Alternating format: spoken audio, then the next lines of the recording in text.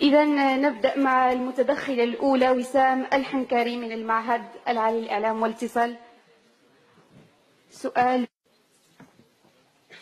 إذا سلام الله عليكم جميعا ومساءكم خير. سعداء باستقبالك اليوم سيد عبد الإله بن كيران في رحاب المعهد العالي للإعلام والاتصال.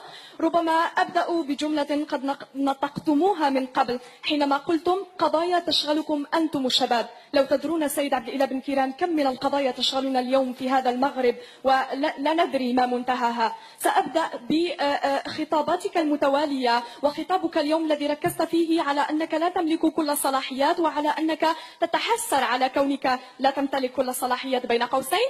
سيد عبد الإله بن كيران، ألم تفكر يوما في أن تستقيل من الحكومة فقط لأنك لا تقدر على أو أنك فشلت في إصلاح قطاعات دون أخرى؟ ألا تتفق معي أو تتذكر بأن الرسول صلى الله عليه وسلم يقول رحم الله عبدا عمل عملا فأتقنه؟ إن كنت سيد عبد الإله بن كيران غير متقن لعملك فلما لا تستقيل؟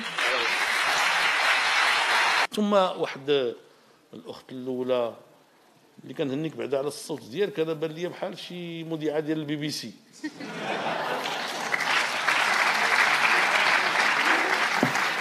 وإن الكلام ديالك خاصك تقاديه.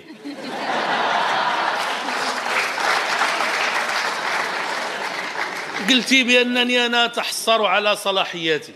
أنا لا أتحسر على شيء.